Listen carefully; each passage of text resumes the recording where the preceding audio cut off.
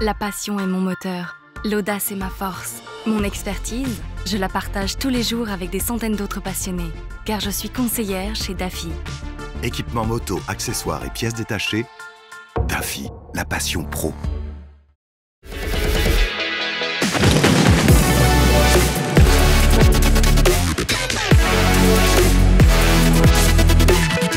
Bonjour et bienvenue pour une nouvelle émission sur les nouveautés 2021. Ici, on est au sein de BMW France avec les nouveautés. Alors, la R18, on l'a déjà présentée en 2020, mais là, il s'agit de la version classique.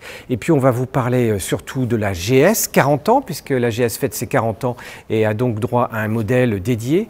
Et puis, sans oublier cette R90 que tout le monde connaît, mais qui désormais est un ride-by-wire et surtout qui est disponible en version A2. Et puis, on était habitué au pack M chez BMW, notamment pour la S1000RR, donc la sportive de la gamme. Désormais, cette S1000RR devient M1000RR, donc on est vraiment sur le modèle préparé avec d'autres tarifications également, mais on vous en dit plus tout de suite.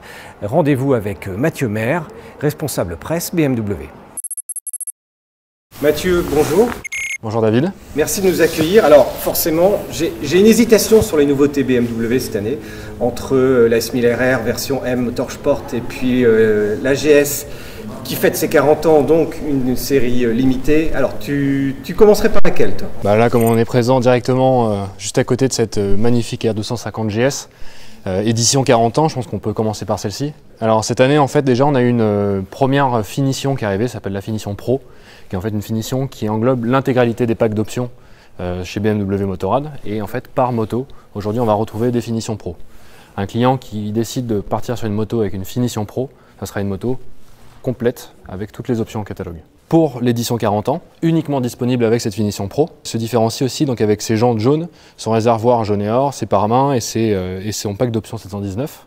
Et ce coloris noir et or en fait rend hommage à la BMW R100 GS de 1987. D'accord. Et donc le pack d'options, là ça se joue aussi bien au niveau des rétros qu'au niveau des caches culbuteurs, etc. Ouais, tout à fait. Au niveau des rétroviseurs, tous les packs d'options 719, donc les pièces un peu fraisées de personnalisation, se retrouvent en fait pour cette édition 40 ans. Alors full option, en tout cas l'édition 40 ans, c'est à partir de 25 750 €. Qui comprend la finition Pro et le pack d'options 719. Par contre, ça ne comporte pas le pot ACRA. Ça comporte ni le pot ACRA, ni le kit passager. Normalement, on retrouve une selle rallye noire et or et une bulle rallye plus courte aussi jaune. Et ça sera l'occasion de l'essayer puisqu'il y a le GS Trophy en France en 2021 et il y a notamment un jeu concours actuellement BMW qui permet d'avoir son week-end offert tranquillement 3 jours, voire participer au GS Trophy. C'est ça. Cette année, en fait, on va essayer de retravailler, repenser en tout cas le GS Trophy Qualifier France, qui est l'étape de qualification pour le GS Trophy international. Et cette année, nous serons présents au Alpes Aventure Moto Festival. Nous invitons, actuellement, nous faisons gagner donc, des places à des gagnants de notre communauté pour venir découvrir Alpes Aventure Moto Festival avec nous et peut-être gagner sa place également pour le GS Trophy international. Bon, après, je ne résiste pas à voir le modèle Motorsport pour la S1000RR. Avec plaisir. Je te suis sur cette nouveauté. Déjà, quand la S1000RR est sortie, ça a été un gap, un franchissement pour BMW dans un monde où on ne l'attendait pas. On était plutôt habitué à la GS, à la RT, à quelque chose d'un peu routier. Alors, qu'est-ce qu'apporte cette version-là en 2021? Alors, cette version, ce n'est pas seulement une S1000RR avec des petits accessoires de droite à gauche. Alors certes des ailerons qu'on voit qui sont proéminents sur la face avant, mais c'est réellement une M1000RR. Et pour BMW, la lettre M, c'est la lettre la plus importante du monde. Et Munich a vraiment voulu le faire savoir. C'est la toute première moto qui hérite vraiment de cette lettre en premier. On avait déjà vu depuis la S1000RR en 2018 l'apparition des packs M, qui sont des finitions et pour le coup des accessoires ajoutés à une S1000RR standard. Et là on arrive aujourd'hui avec une M1000RR, alors une moto avec un moteur retravaillé légèrement, en fait avec de nouvelles pièces, allégées en tout cas, avec des soupapes en titane par exemple ou des nouveaux pistons en aluminium forgé. On va retrouver également sur ce modèle-ci un pack M compétition, un bras oscillant allégé de 600 grammes en monopièce alu. On va retrouver évidemment plein d'appendices en carbone supplémentaire, la fameuse chaîne M Endurance qui est sans entretien. Et évidemment cette moto a été un peu revue aussi dans son ensemble. On a évidemment ses appuis aérodynamiques à l'avant en carbone.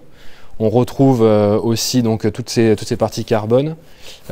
L'amortisseur arrière, les points d'ancrage et toute la structure de l'amortisseur arrière était également revue pour plus de stabilité, plus de rigidité. L'empattement également est un peu rallongé. Et aussi on voit apparaître de nouveaux étriers de frein d'origine Nissin, développés en partenariat avec le team de WSBK, pour vraiment rendre cette S1000RR, en fait, passer d'une S1000RR à une M1000RR et la rendre réellement compétitive sur les championnats mondiaux et même français. Donc c'est la machine la plus proche de celle qui est engagée après en championnat? Par rapport à la S1000RR de l'année dernière, ils sont évidemment basés de cette moto de championnat pour amener à cette M1000RR. Et cette M1000RR courra dès l'année prochaine en WSBK, également en FSBK, avec le team Tecmas que l'on supporte. Et on devrait voir cette moto maintenant sur l'intégralité des championnats mondiaux. Alors on est à 33 450 € pour la version, donc la M1000RR, et on atteint les 37 405 € avec le pack compétition. Et du coup on parlait de la R18 et on l'a découverte cette année, la First Edition, et qui revient en 2021 avec une version plus classique. Exactement, on voit donc la R18 que vous avez pu essayer très récemment. C'était juste à la rentrée 2020. Et donc en fait on arrive dès maintenant en fait, avec cette deuxième version, cette deuxième vision de la R18. Évidemment chez nous, toute moto faisant partie de la gamme héritage, la R90 au départ et maintenant la R18, ce sont des motos vraiment à philosophie de personnalisation, de customisation, pour vraiment coller à l'identité de chaque client. Donc évidemment on peut s'attendre, évidemment on commence déjà à le voir, comme pour la R90, on a évidemment toutes les dérivés de R90, Scrambler, Pure, Urban GS, et on a eu à l'époque Racer.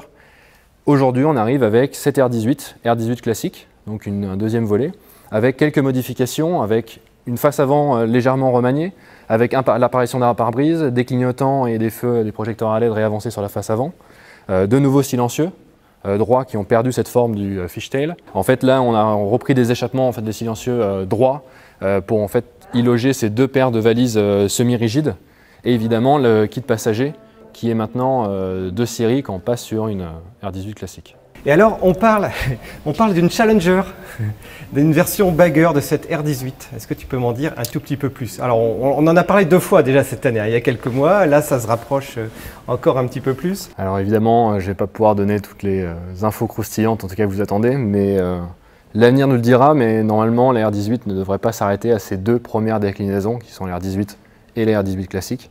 Donc on devrait, j'espère prochainement, voir peut-être d'autres déclinaisons pour 2021. Et en tout cas, on attend de voir aussi ce que certains préparateurs peuvent offrir sur cette moto. Je sais que déjà beaucoup de préparateurs ont des envies de récupérer cette moto pour un peu la désosser et la préparer. Oui, on l'avait vu, on a passé avec l'échappée motarde où on avait la R18 a servi de fil rouge, et que le préparateur nous a dit oui, il rêverait effectivement d'en posséder une. De confier.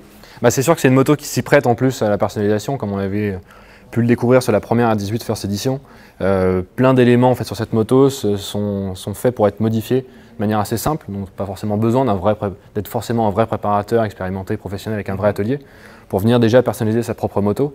On a des catalogues d'accessoires qui sont déjà très longs, et avec une facilité de montage assez déconcertante. La première version n'avait pas forcément ce kit passager, c'était une option. Mais sur cette R18 classique, ce kit passager est bien de série. On le retrouve de série, comme d'ailleurs le régulateur de vitesse, qui est de série sur cette R18 classique et qui n'était pas sur la R18 First Edition standard. Et puis, il reste cette petite nouveauté. Alors, la 90, ça c'était top quand elle est sortie. Une machine qui, clairement, dans votre gamme héritage, permet d'être déclinée avec non seulement les options, mais on l'a vu, plein de versions. Et puis, elle est désormais accessible en permis A2. Ouais, A2. Une demande à l'origine franco-française. Évidemment, le permis A2 était uniquement une législation française. On a eu beaucoup de demandes sur cette moto. Il y a eu déjà aussi beaucoup de questions qui sont posées sur cette moto parce qu'elle reprend ce boxer de 1200 cm3, ce qui était le dernier refroidissement air wheel, qui était Euro 3 au départ. Il a pu passer 2017 Euro 4 et maintenant il arrive déjà Euro 5. Donc avec certes quelques petites modifications, il perd seulement un cheval. Et on retrouve ce qui est rien. Surtout qu'en plus, c'est une moto sur laquelle on roule principalement sur le couple et pas forcément en haut dans la puissance. En termes de couple, elle reste neutre, en tout cas même valeur que l'ancien modèle, avec même une plage de régime, en fait un couple retravaillé sur la plage de 4000 à 6000 tours, donc plus d'agrément. L'utilisation habituelle du 90. On retrouve un régulateur de vitesse et des modes de conduite grâce à la poignée de gaz Red by Wire. On arrive à la poignée de gaz électronique pour cette moto. Et évidemment, donc, grâce à cette arrivée électronique sur la poignée de gaz, on a pu demander une bride à 47,5 pour cette moto, évidemment débridable à 95.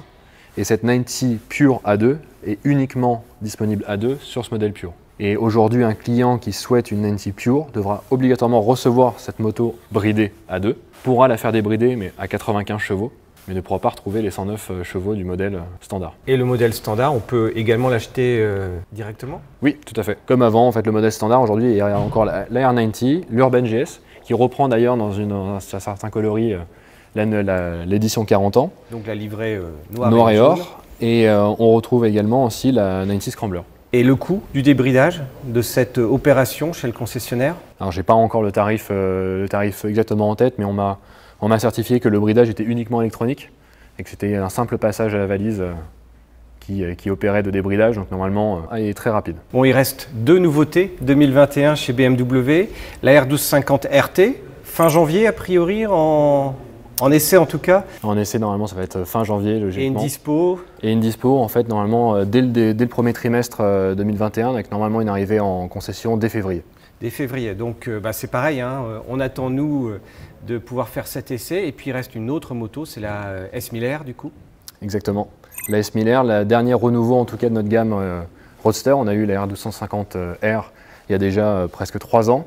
Ensuite on a eu évidemment la F900R qui a été renouvelée l'année dernière et on arrive cette année avec la S1000R et la nouvelle G310R qui reprend, en tout cas qui passe Euro 5 sur les 2 modèles, mais vraiment le modèle retravaillé et de nouveau complet, c'est cette nouvelle S1000R qui reprend la base de la S1000R. Par contre, tous les modèles A2 type la F900, R et XR, il n'y a pas de changement majeur cette année? Non, la F900R et F900 XR, c'était 2 motos développées, en tout cas présentées l'année dernière Euro 4, mais qui étaient prédisposées à récupérer, à passer Euro 5. Donc aujourd'hui, pas de différence. Donc elles vont passer Euro 5. Elles passent tous Euro 5. Ouais. À l'autre extrême de cette 1000M, 1000RR, eh bien, on trouve tous les scooters, et notamment les scooters C650 qui étaient Euro 4, qui ne passent pas Euro 5, donc ce sont les derniers que l'on peut encore trouver. Et puis il y a également le C-Evolution qui disparaît. Là, je suis étonné parce que le C-Evolution, c'était quand même d'abord une super machine en termes de scooters électriques, vraiment novateur, mais je crois que c'était aussi la France qui avait 90% du marché. C'est ça, en tout cas sur la France, sur les dernières années, on avait récupéré plus de 60% de la production mondiale était à destination de la France. Et donc on va marquer en fait ce début d'année 2021 par l'arrêt de production de ce C-Evolution, mais pour de bonnes raisons. Il va être remplacé par votre concept que vous avez présenté. Exactement, le concept définition CE04 qui a été présenté lors de notre grand webinar Next Gen en fait, au mois de novembre, qui sera donc pas une simple évolution, c'est une autre vision de la mobilité urbaine électrique pour BMW et Motorrad. Et en fait, l'arrêt de production dès ce début d'année est fait pour réaménager certaines parties, certaines ailes de l'usine à Berlin pour pouvoir accueillir la production de scooters électriques et possiblement de motos électriques dans le futur.